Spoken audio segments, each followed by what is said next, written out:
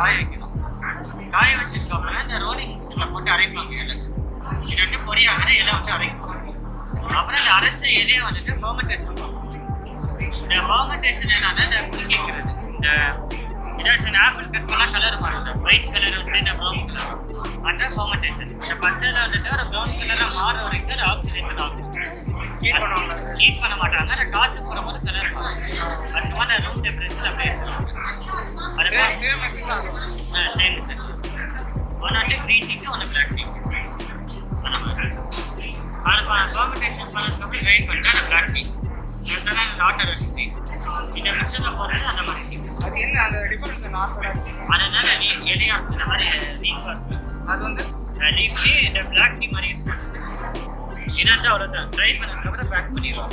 இதை மோஸ்ட்லி இந்தியாவில் யூஸ் பண்ண மாட்டாங்க. இது அப்ராட் கண்ட்ரீஸ். இது க்ரீன் டீ தானா? க்ரீன் டீ அது மாதிரி க்ரீன் டீ மாதிரி பிளாக் டீ அப்படியா? அந்த இலையா ஆட்டர் டீ. க்ரீன் டீக்கும் இது பிளாக் டீக்கும் என்ன வித்தியாசம் இருக்கு? ஏன்னா இந்த பிளாக் டீ இந்த ப்ராசஸ் காய வச்சு அரைச்சி ஃபர்மெண்டேஷன் பண்ணி ட்ரை பண்ணுவாங்க.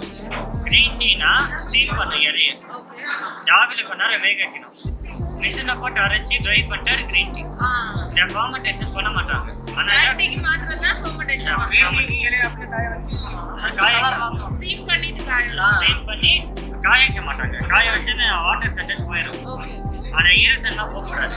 அதனால ஸ்டீம் பண்ணி அதை வடிகட்டிட்டு இந்த மிஷினில் போட்டு அரைச்சி ட்ரை பண்ணிடுவோம்.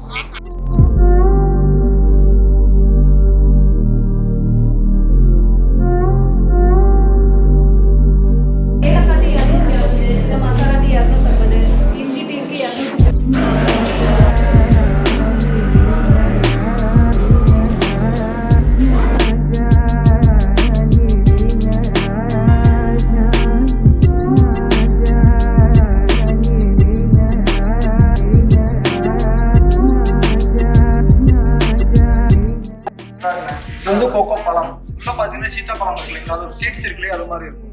ஒரு பழத்தை உடைச்சாக்குன்னா இந்த மாதிரி சீட்ஸ் 20 to 25 வரைக்கும் கிடைக்கும். இந்த பழத்தை ரெண்டும் ஓப்பன் பண்ண இந்த ஃபோட்டோ இருக்கு இல்லைங்களா, இந்த ஃபோட்டோ அது மாதிரி அந்த ஃபோட்டோ இருக்குல்ல அது மாதிரி இருக்கும். அந்த ஒயிட் கலர் இருக்கு இல்லைங்களா, அது வந்து இந்த சீத்தாப்பழத்தில் சொல்லலாம் இருக்குல்ல அது மாதிரி இருக்கும். அதை வந்து தனியாக பாயில் பண்ணால் உங்களுக்கு கோகோ பட்டர் கிடைக்கும். அது பிளாக்காக இருக்கிறது வந்து இந்த கோகோ பீன்.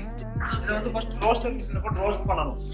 செகண்ட் பிரேக்கிங் மிஷினில் போட்டு இந்த பீனை உடச்சு பிரேக்கிங் மிஷினில் போட்டு இந்த பீனை உடச்சு அந்த மாதிரி கோகோ நிப்ஸ் கிடைக்கும். தேர்ட் மிஷினில் கோகோ நிப்ஸ் கோகோ பட்டர் வந்து கோகோ பட்டர் உங்களுக்கு ஃப்ரீஸ் ஆயிடுச்சு. ரெண்டையும் ஆட் பண்ணி 24 மணி நேரம் அரைப்பாங்க. கண்டினியூஸாக கிரைண்ட் பண்ணிக்கிட்டே இருப்பாங்க. 24 மணி நேரம் கிரைண்ட் பண்ணால் அந்த மாதிரி பேஸ்ட் கிடைக்கும். வந்து கோகோ மாஸ்ன்னு சொல்லுவாங்க. இந்த கோகோ மாஸ் வந்து இந்த கான்சிங் மிஷினில் வந்து டார்க் சாக்லேட் பண்ணவோ ப்ரௌன் சாக்லேட் பண்ணவோ யூஸ் பண்ணிக்குவாங்க. இது கூட தேவையான சக்கரை பால் பவுடர்லாம் ஆட் பண்ணிக்குவாங்க. உங்களுக்கு ஒயிட் சாக்லேட் மட்டும் வேணா cocoa butter sugar powder milk powder மட்டும் போட்டு 12 மணி நேரம் அரைப்பாங்க. மிக்ஸ் பண்ணுவாங்க. மிக்ஸ் பண்ண அப்புறம் உங்களுக்கு லிக்விட் டைப்ல சாக்லேட் சிரப் கிடைக்கும். அதை வந்து இந்த 3 டேங்க் இருக்கு இல்லைங்களா, இதில் வந்து மெல்ட் பண்ணுவாங்க 50 டிகிரி செல்சியஸில். 3 வெரைட்டி சாக்லேட்ஸ் இருக்கு. White chocolate, milk chocolate, dark chocolate. Tampering machine வந்து ஸ்மூத்னஸ் சாஃப்ட்னஸ்க்காக. லாஸ்ட் வந்து மோல்டு வந்து ஷேப்க்காக. 2 விதமான மோல்டு இருக்கு. இது வந்து மேனுவல் மோல்டு. அந்த பேர் machine mould last try machine அடிச்சு டேட்ஸ் எல்லாம் இருக்கு. அந்த மாதிரி வெரைட்டி சாக்லேட்ஸ். அவ்வளோ உங்க டிக்கெட்